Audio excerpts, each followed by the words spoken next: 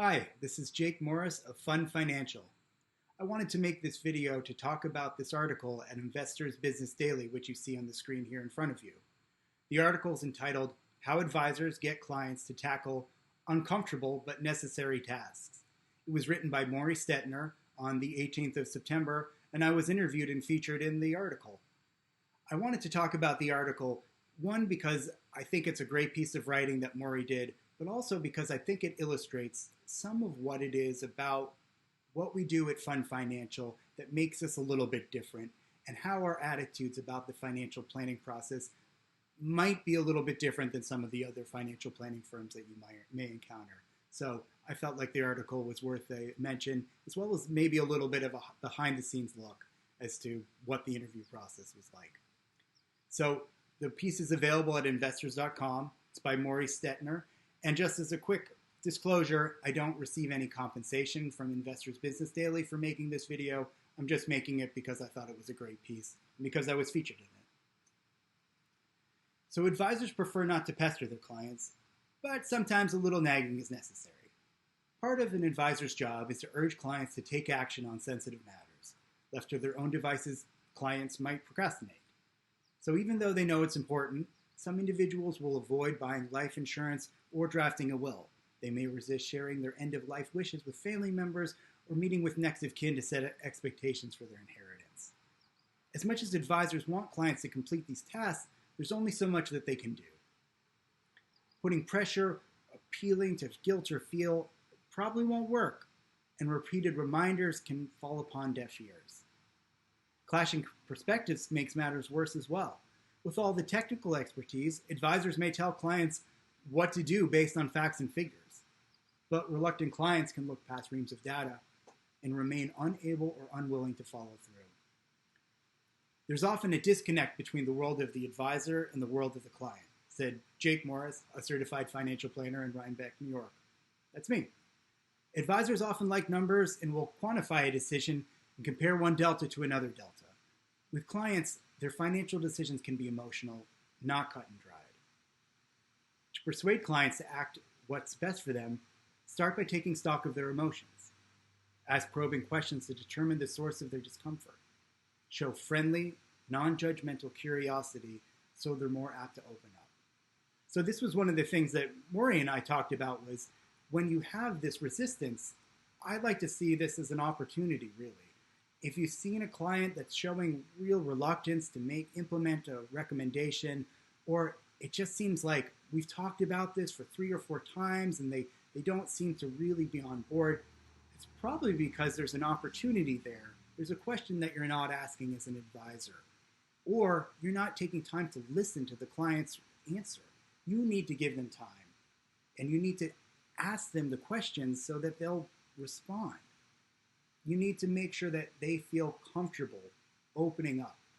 You'll be surprised what's going to come out if you give them that opportunity. Sharing stories that sink in. Heeding a client's emotion requires attentiveness, empathy, and engaging communication skills. That's right, Morey. You're in a better position to goad them to act a certain way if you've taken the time to listen to their concerns and responded with compassion. Let them feel emotions, Morris says. Don't let them feel that they have to hurry up the process. Many individuals experience a sense of isolation that immobilizes them. They know that they should heed their advisor's recommendations, but they're too unmoored to think clearly. I let them know that they're not alone in terms of the big decisions that they have to make, Morris said. If they've lost a loved one and they need to file paperwork, for instance, Morris might recall how he and his brother coped with the death of their mother. It was an eye-opener for us, and we were unprepared for the fallout, Morris said. I share these stories with clients. If you make the story so that they can see themselves in it, it can be powerful.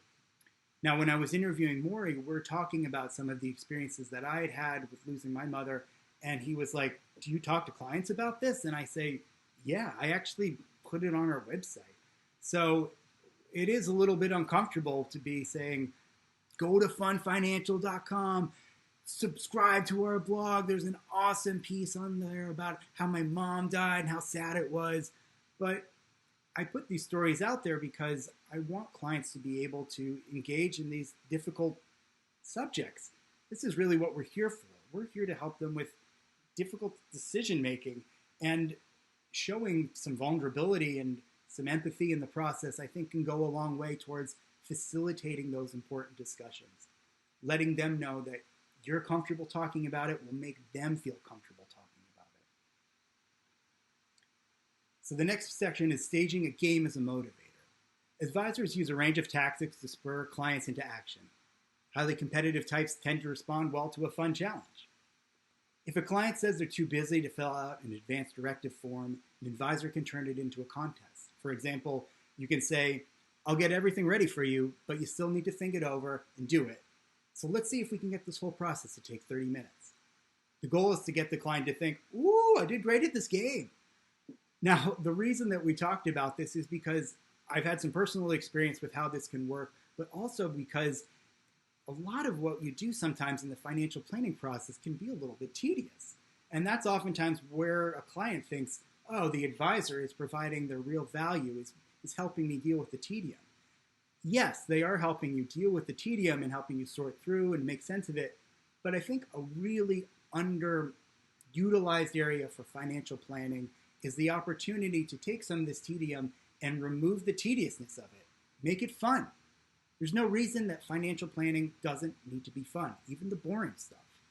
You just need to take the opportunity to make it engaging for your clients. So if you're setting up some paperwork, you're waiting on the phone, and it's annoying because you've got the 10th person in a row, you've put yourself through security, it's okay to let that process have some levity. It doesn't need to be this terrible drag. And in my experience, it can be really painful when you're going through this alone and you're hearing that call waiting music and nobody's there for you. Having another human being who knows what's going on and it's helping making the process a little bit more enjoyable, I think is a big part of what financial advisors can do. They just need to engage their clients in a slightly different way. So the rest of the article talks about regret minimization, which I think is another interesting way to make this decision personal. The reason that we don't use this same regret minimization here in our firm is just because I think it comes back to a little bit of a guilt thing. I don't really want our clients to feel guilty. I want them to feel empowered. So we're going to focus more on what you want to do, what's fun for you, what you enjoy doing with your time, and not on what decisions do you regret down the road that you didn't make.